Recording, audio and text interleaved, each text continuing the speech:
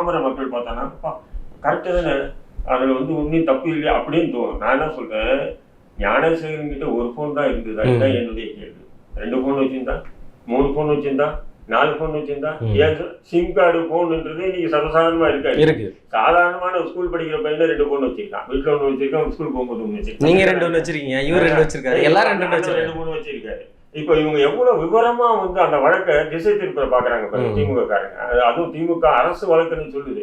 அவங்களுடைய போனை நாங்க வந்து எல்லாமே ஆய்வு பண்ணிட்டோம். என் இன்னொரு போன்ல இருந்து பேசியிருந்தா, ஏன்னா அவனே ஏற்கனவே நீங்களே சொல்றீங்க ஒரு அக்யூஸ்ட், பல வழக்குகள் சம்பந்தப்பட்ட, அதுவும் வந்து ஒரு கிரைம் வழக்கு சம்பந்தப்பட்டு, இன்னொரு பாலியல் வழக்கு கூட இருக்கு. கிரைம் வழக்கில் சம்பந்தப்பட்டு ஜெயிலுக்கு போயிட்டு இல்ல விசாரணைக்கு போயிட்டு வந்தான்னு சொன்னா அவன் தெளிவான நபரா இருப்பான். ஆனா கிரைம் வந்து அடிச்சு பின்னி எடுப்பாங்க, ரெண்டாவது அந்த கேஸ் எல்லாம் இருப்பான். அப்புறம் விவரமா இருந்திருப்பான். அப்ப என்ன பண்ணிருப்பான், அவன் அந்த போன்ல பேசாம இன்னொரு போன்ல பேசியிருக்கலாம். அப்போ நீங்க விசாரணை முறைப்படி விசாரிச்சிருந்தீங்கன்னா அது எல்லாம் அம்பலமாயிருக்குமா இருக்காதா? கண்டிப்பா. ஆனா நீங்க விசாரணையை நீங்க என்ன பண்ணீங்க, முடக்கிட்டீங்க. அவனோட முடிஞ்சது.